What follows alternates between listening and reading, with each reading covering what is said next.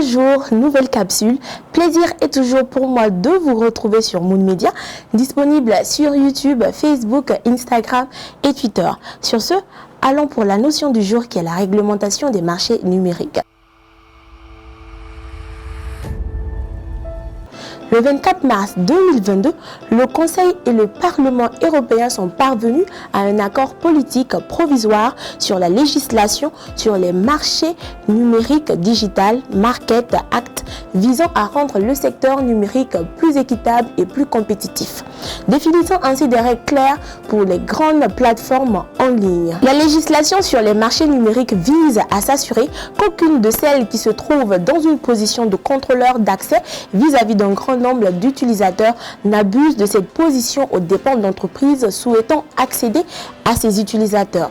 Sans toutefois les citer, les Big Tech ou GAFAM sont susceptibles d'être les principaux sujets de l'acte, mais pas les seuls. Cette proposition a été accompagnée d'une loi sur les services numériques, le Digital Services Act, avec pour objectif de mettre à jour le cadre juridique de l'Union européenne, notamment en modernisant la directive sur le commerce électronique adoptée en 2004, transposée en droit français sous le vocable loi pour la confiance dans l'économie numérique, un texte qui permettait de réguler l'intelligence artificielle, la monnaie et les plateformes numériques afin de permettre à des acteurs d'innover et de se développer et de permettre une meilleure sécurité des internautes.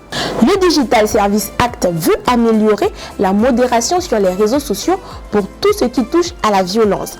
Le texte introduit de nouvelles obligations visant à obliger l'hébergeur à retirer un contenu déclaré comme illégal. Le nouveau texte permet également aux régulateurs de vérifier la façon dont fonctionnent les algorithmes, dont les décisions de retrait de contenu sont prises et dont les publicitaires ciblent les usagers. La plupart de ces mesures s'appliquent seulement aux plateformes qui ont plus de 45 millions d'usagers dans l'Union européenne. Parmi ces plateformes figurent Facebook, YouTube, Twitter et TikTok. Les sociétés qui ne respecteraient pas ces obligations risquent une amende pouvant aller jusqu'à 6% de leur chiffre d'affaires annuel. Les règles actuelles appliquées au sein de l'Union africaine en matière des marchés numériques sont issues pour la plupart des législations africaines et nationales.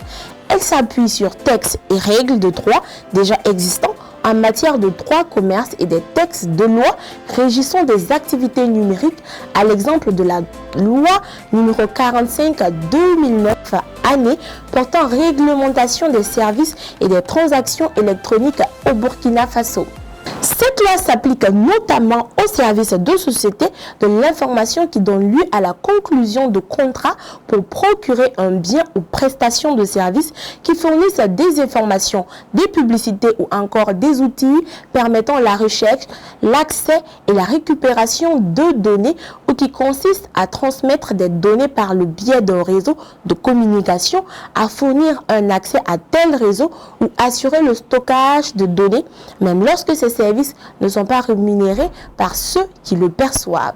L'un des exemples que nous avons du défaut d'harmonisation des législations et réglementations sur le marché numérique est PayPal, qui est un système de services de paiement en ligne connu dans le monde entier et qui, sur les 48 pays du continent où ils sont présents, seulement 11 peuvent recevoir de l'argent via la plateforme et 3 sont autorisés à envoyer, recevoir et transférer de l'argent. Situation qui handicape beaucoup d'entrepreneurs et consommateurs du numérique. Sans doute, il conviendrait de noter que dans un monde en perpétuelle évolution avec chaque jour des innovations et inventions numériques qui naissent, il est nécessaire que cela soit réglementé par des règles et lois afin d'éviter de plonger dans une anarchie chaotique ou d'être victime de cybercriminalité par exemple. Donc, l'édiction des règles et lois avec des mesures coercitives pourront assurer une meilleure utilisation du numérique. C'est tout pour aujourd'hui. On se retrouve très prochainement sur Moon Media que vous retrouverez sur YouTube, Facebook, Instagram et Twitter. Sur ce, portez-vous bien et à bientôt.